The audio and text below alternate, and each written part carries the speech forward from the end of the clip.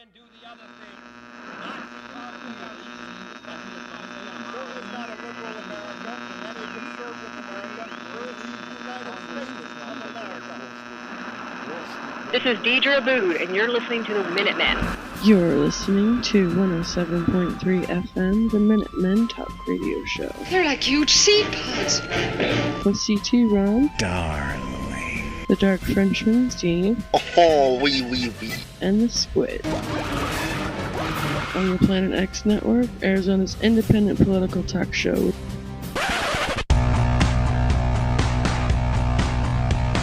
Hello everyone, welcome to a very special edition of the Minutemen Podcast. We're chatting via phone with the one and only Just Democrat, Deedra Abboud. Hello Deedra, how's it going? Great, how about you? I'm doing good, thank you for being on our show, it's quite an honor. Deedra is running for the U.S. Senate, for the Democratic Senate nomination, to take on Flake. If she wins, she'd be the first ever public elected Muslim official in Arizona. So let's get started with a obvious question. Why Arizona? Originally, you're from Little Rock, Arkansas. You moved here in Arizona in 1998. So why Arizona? Why did I move here? Oh, why are you running for Senate in Arizona? Like, why would you choose Arizona to represent? Well, because it's my state. I've been here since '98. I was a civil rights and social activist for 15 years, and I'm an attorney here, immigration and estate planning. So this is my vibe. That's awesome. Yeah, that's awesome. Cool. That's cool. That's also it's cool that you said that this is sort of your state. So you've been here. You kind of planted your roots, so to speak, right, since 1998. And there's been a lot of topics, obviously, in the past year of 2017 and we're in 2018 now, but it's still a big major topic, and that being medical marijuana. And the fact that a state that is so close to Arizona, that being California, one of the largest states in the United States, recently passed the bill to have it actually legalized. Where do you see that happening with this state going forward into 2018 and beyond, as far as this Arizona being so red and as of now, we don't really know if it's going to go red in the future. There's a lot of uprising. So how do you see that being portrayed here? Number one, I would disagree that Arizona's red. It's clearly purple. It has appeared red because mainly we just haven't been running very many Democrats in the state, which is not the case in 2018. We have more than we've ever had. We'll have primaries in almost every race. But as far as cannabis is concerned, the states across the country have made it clear that this is an issue that the states want to determine. And so we've had states like Arizona who have approved medical marijuana, and we've had states like Colorado and California who've said that they want to go further than that. So this is clearly a state's rights, and the federal government needs to step aside. The federal government is criminalizing something that the states are making a different determination on. So this is not helping anybody. This is actually keeping people who need cannabis for health reasons from receiving it. And it's also preempting states' rights that have been clearly laid out. Right, doing the opposite. So in 2018, federal government needs to step aside and let the states handle this. So you completely disagree with Jeff Sessions then? Completely. I mean, it doesn't even have anything to do with cannabis. I mean, my God, he said that cannabis was worse or equivalent to cocaine and heroin. Right. Are you kidding me? Yeah. The biggest epidemic we have is opioids, and opioids are given freely, legally, from your doctor every day. Most of the drugs that we're finding in schools are illegal drugs that they're stealing out of their parents' medicine cabinets. Yeah. If you want to solve the drug problem, going after a plant that actually gives people relief without the same side effects and addiction as opioid, you need to get a clue. It's refreshing to hear you say that. We have a lot of Democrats come on our show that are, I don't want to say they don't want to, openly support marijuana legalization, but they hold back. They hold back, yeah.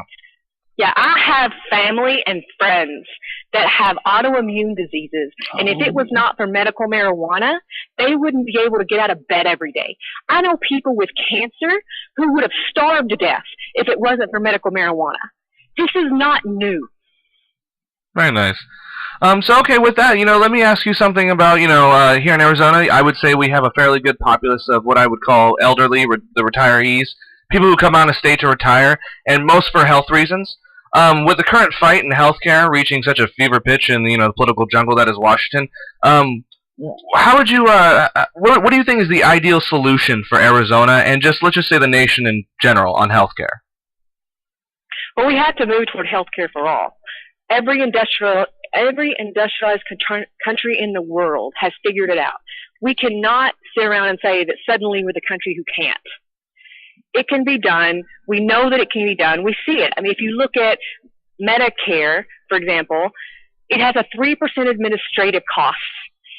For the insurance industry, it's a 20% administrative cost, and that does not include advertising, but it does include lots of people whose job it is to make sure they can deny your claim. Just that savings, that duplication, that intentional making sure that people don't get the medicine that they need and the care that they need, just eliminating that would pay to expand Medicare. Medicaid is a second solution. Expanding Medicaid is also an efficient system. There is no reason why the United States of America, one of the most prosperous countries in the world, cannot figure out how to keep their population from dying just because they can't see a doctor. Right. Right, correct. There was just a new report that said 70% of American children are more likely to die early before adulthood in America than any other country. That just recently came out. Did you hear about that? Yes, and the United Nations came and investigated the United States for the level of poverty, especially among children who are starving and dying from healthcare-related problems, the first time the United Nations has ever investigated the United States, as they usually do third world countries. Yeah, yep. Wow, that's crazy. Exactly what I was going to say. In the quote-unquote first world, we're having those type of problems still, and in this day and age is astounding. Let's move on a little bit to the subject, and with children, I want to get into that. Let's get into the education a little bit. So, that's a huge subject right now that everybody's campaigning on in Arizona. So, from your website, you said you believe that we must work diligently to provide Arizona parents with the children champion schools that provide teachers the tools and resources they need to equip children for their future. I agree totally with that, but how does the Arizona school voucher system fit into that for you? Well, the Arizona school voucher system is simply a discount coupon for people who can already afford to send their children to private school, being able to send their children to private school for less. Because people who cannot afford to go to private school, that voucher will not be enough to get them in to private school. Private schools already have a scholarship program. If you want to go to private school, you pay for it. If you can't pay for it, you ask for a scholarship from the private school. But public money needs to stay in the public schools where we have public oversight, because private schools have zero government accountability. No transparency whatsoever. We hear that all the time from people that are advocates against the voucher system here on this show, especially in Arizona. The biggest concern is that people don't know the difference between private school and charter school. Charter schools are privately owned, supported by public funds, which means that if your child is going to a charter school, they are technically going to a hybrid, a school that is privately owned but with public funds, so you don't need a voucher. And that confusion is the biggest problem that happened when the voucher program was being passed, is so many people thought, my kid goes to charter school, so I need the voucher program. But you do not need a voucher to go to charter school. What would you say to the critics that say we need more choice in school, though? Okay, so what we're basically doing is saying we want to privatize everything. We want to give people more choice by letting them go to a private school or even a charter school or a school that's privately owned that gets public funds, deliberately starving our neighborhood schools, which actually isn't giving people a choice. It's taking away a choice, because the people who can't afford to go to a private school, even with a voucher, who can't afford to drive their children to a charter school that's not in their neighborhood, they have no choice. And we even have Arizona legislators who are floating the idea that we need to stop making it mandatory that kids go to school at all. That tells me that the long-term plan isn't just privatizing education. It's making sure that if you can't afford to get your kids in school, your kids don't deserve to get school. Do you think this is a immediate reflection of the political leadership in Arizona, such as Doug Ducey, McSally, etc.? I think it goes beyond elitist. I think it goes more into double dipping, the corporate special interests. I mean, Kavanaugh, was it Kavanaugh? Anyway, one of those legislators that was a big proponent of vouchers was also owner of the organization that got paid to oversee the voucher program and was involved in schools that received the voucher program. So his problem is that we're having corporate and private interest money that people are addicted to in politics, and because of that addiction, they are making choices that are not in the best interest of Arizonans for their own pocket. I agree with that. Okay, let's change it up a little bit. Let me ask you a question. On a scale from 1 to 10, 1 meaning terrible, 10 being great, what would you rate Arizona in the terms of women's rights and health? Would you say Arizona is, great with women's rights? That we do good to women's health? Do we take care of women here? Well, unless you're a transgender woman. I guess if you're a transgender woman, it would be 0. For other women, then, we have so many people talking in Arizona about not wanting to pay for women's birth control and to have births of their children, which is just funny to me because, if we stopped having kids, the society would die. That actually is a truth. And, women, our bodies are complicated because, we create life.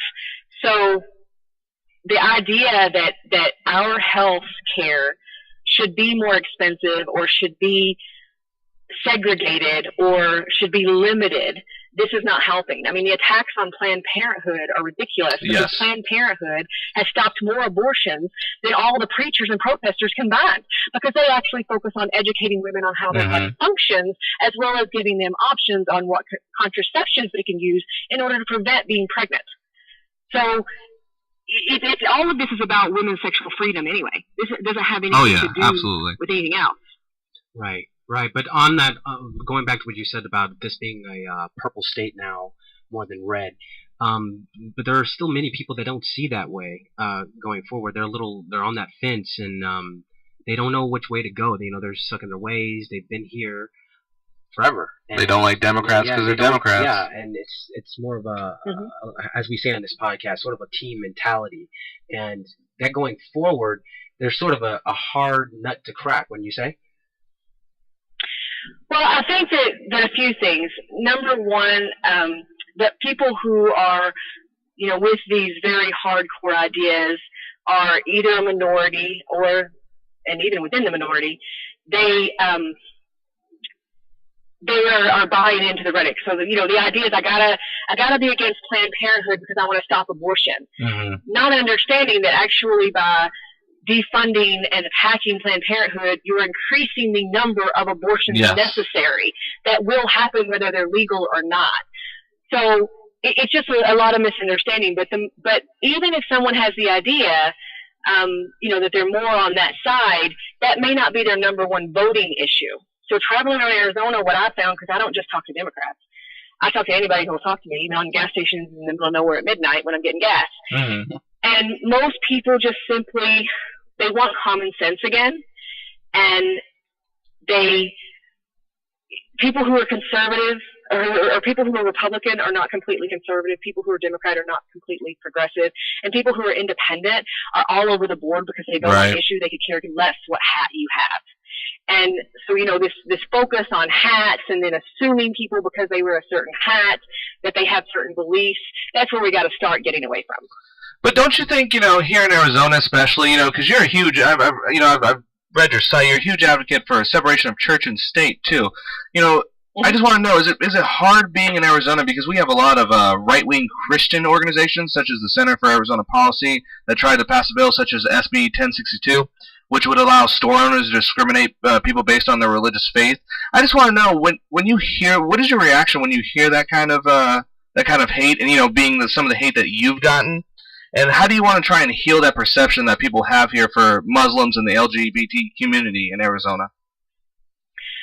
I think even though we seem to be the cornucopia of these very odd organizations that want to create these very strange policies and float them in Arizona as the testing ground before they go national.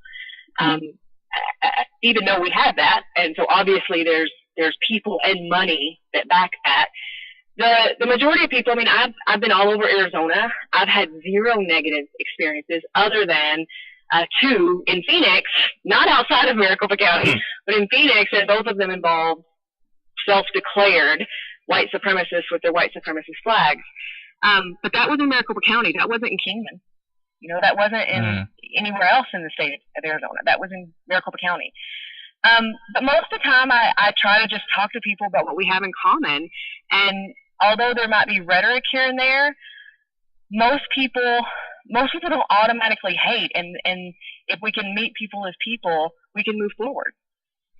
I've heard you actually on other shows actually talk a lot about the rhetoric and how the rhetoric is actually dictates a lot of what the voters vote for.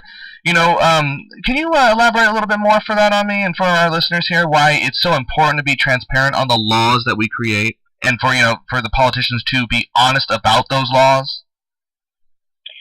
Well, one of my big complaints for our elected leaders is they don't explain anything to us, and I feel like that's part of your job.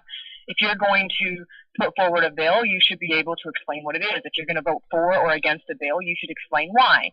Not just, spin, but actually, this is what this was going to do. And actually, I'd really like for them to explain that to us before they vote, because people are a lot more engaged now. So that's one of my really big complaints that they don't do. But then also, we know that a lot of times they don't even read the bills. Yeah, right. I know they're busy, but that's why you have a staff, and your staff should be, trustworthy and giving you all the accurate information. We should be voting on what's right for our state rather than making political points. And then language is important. Too often I see that we allow, especially the Republican side, to control a lot of the language. So yes, I'll give you a recent example. I've talked about that quite a bit. Yeah, I'll give you a recent example of the chain migration. So it came out, that Trump was against chain migration. Well, then I heard Democrats and independents, talking. Even though they were maybe against it, they would say, no, we got to have chain migration. Okay, why are you letting them dehumanize an entire situation? Chain migration is family members being able to sponsor family members. Mm-hmm. So U.S. citizen gets married and wants to bring their spouse. A U.S. citizen, or a person becomes a U.S. citizen and wants to bring their children. This is not an odd concept. This is actually how immigration traditionally happens all over the world, and it definitely happened in the United States. And surely bloodline and family reunification is what we should be focusing on, instead of arguing with words that don't even, they become theoretical instead of humanizing. Yeah, it's like, when they use the words entitlements instead of social safety nets. Right. A lot of the times. They say, oh, we got to get rid of all the entitlements around here. We got to cut entitlements all the time. Well, yeah, you know what? The entitlement you need to cut is if people in the United States government are going to continue to say that the United States government is so incompetent that they are not trustworthy enough to run government or run any agency or education, that they're so incompetent that we need to give that out and sell it to private industry because we're incompetent, then you're so incompetent that you need to go home and you don't get entitled to get paid. Wow. We're the only country in the world that constantly says, the government says they're incompetent, and then pass them on the back for it as they give away and turn everything private. If you want to turn everything private, we don't need you. It's that's such a strong statement because, there's many things like that are going on. And one of them that, again, that has just about to be passed, and that is the bill on net neutrality. That's another one that's a lot of the people's, I guess, free will, if you have it on the internet, being sanctioned by these big corporations such as like Comcast and Verizon and such. And people are pretty much in an uproar as well as that is going forward. And I saw that you're actually for net neutrality. And if you can speak on that a little bit of why you're for it and how does that help you out as far as running as a Justice Democrat? So it became really popular in December. Everybody suddenly discovered it was a problem. I've been talking about it since April of 2017. Yeah, and I had many people ask me, why is that one of your top 4 platform issues? It's not a big deal, or it's not important, or most people don't know what it is. I'm like, they need to know what it is. Yeah. By the way, the young people know what it is. Mm-hmm. They were the first ones. I don't even have to explain it because they grew up in it. Net neutrality, we have to protect it because we can't let corporations' relationships with corporations determine what information we get. This is the most basic freedom that we have. If we don't have the ability to access the internet anytime, anywhere, without filters on what information we receive and how we receive it, how quickly, how fast, if we don't have that freedom, we have nothing. It will hurt activists. It will hurt education. It will hurt our ability even to know what to be concerned about. Absolutely. So, Deedra, let me ask you, what sets you apart from your opponent, Kyrsten Sinema? One, I'm progressive. Funny enough, I think that to me, it's hilarious that asking or demanding that we have health care for all and a well-funded education and protect net neutrality and actually have a wall between religion and state, I feel like that's the moderate position. That's Absolutely. Not progressive. That's moderate. That's what we talk about on the show all the time. Yes. It bores me. I can't imagine why these things are considered on the left or on the right. This is the middle. This is where people are. I agree. Yes, of course. But then you have other people like the recently approved, I guess, or the name escapes me, but he doesn't, and that being Joe Arpaio, who might be also your opponent, who stepped up earlier today and announced that he would be running against Jeff Flake. How do you feel about going against Joe Arpaio, Deedra? If that might, if that is your opponent. Yeah, let's see what happens. When I got into this race, I told my team, keep your eye on the ball because this is going to be a crazy ride. Yes. And I knew it was going to be a crazy ride because all kinds of crazy things were going to happen. Had no idea what crazy things, but knew they were coming. It's crazy. First we had Flake said he wasn't running, and then Kyrsten decided to get in October, and now and Kelly Ward's been in, for like the last 3 elections. Right. And she didn't give up. McSally's been saying that she's going to run for like 3 months, but hasn't announced, hasn't filed, which is, by the way, against federal law. But okay, because you have 30 days from the day you make the decision. And I think when you start telling people the decision's made. And then now you have Arpaio. I'm not really worried about the Republican side because you got to win the primary first, and they do too. But, just to tell you, Ward is Trump in a skirt. Oh, yeah. Yes. Yes, she tried to get, she just stepped back from Steve Bannon recently. I was talking about that on my Twitter. That drove me crazy. She wants to be absolutely Trump as a woman. Yeah. And Trump will never endorse her because, he prefers men. He probably would like Arpaio. But whatever Trump got away with, a woman would never get away with. It's hard for a woman to be Trump in skirt. Arpaio is, his whole, I watched the stuff today, his whole campaign is, basically, I want to be Trump in Arizona. Yeah. And that has a certain appeal, I suppose, and it'll appeal to Trump until Arpaio in this race starts getting more attention than Trump tweets. Then Trump will be jealous and he'll start attacking Arpaio. Agree. Trump-like. Well, but we're going with Arpaio. When Trump was in Arizona and he was campaigning, Arpaio was being one of the speakers, giving him so much praise. Even on Arpaio's Twitter, he was giving Trump so much praise. Trump just gave Arpaio a get-out-of-free-jail card. I mean, I do believe seeing that Trump will give Arpaio his nomination if he does make it to the primaries. Unless you tell us, because if you watch all the swinging doors come out of the White House, several swinging doors have happened because people got a little more attention than Trump. Trump doesn't like that. So that could be hard for Arpaio because he's not a Pence. He's not going to be the one in the meeting saying, I'm so thankful that I'm able to breathe the same air as you. He's not that. Yeah. So that's going to be a problem going forward for him. So you think Arizona's going to go a little purple? Arizona is already purple, but this year it will prove it. We will have, like I said, we have more Democrat candidates. Usually we run Democrat candidates, basically, we'll run them at the national level in Arizona, and maybe a few at the state level, a few other places, but we have so many blank spots. This year, as far as I know, on the state and federal level, we have no blank spots. On the state level, we have 3 so far.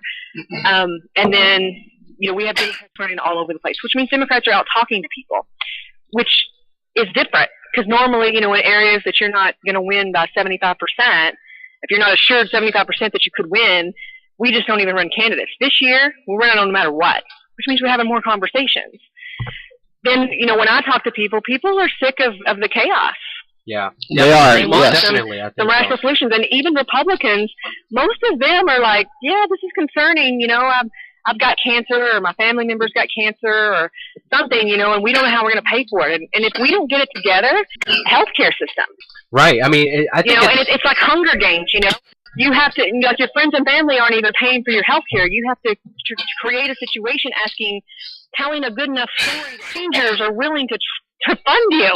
That's Hunger Games. Yeah, it definitely is. I would say that this past year that we've had, it's been extremely difficult for both sides, for Democrats and Republicans, and as much as independents as well. It's been just rough on either side for them to not see that there needs to be a change. So, for a Republican state like this to turn purple, it is eye-opening on both sides, but it's also it leaves room for a change. So we've had a really rough year. It's now on our heels, and now we're staring down the barrel of New Year in 2018. So this is definitely something that we should see going forward, how it's going to prove as far as the mindset and the mental stability of the country. Yeah, let me give you some statistics. It's not my. I think we give too many statistics on the Democrat side, but I'll give you this one.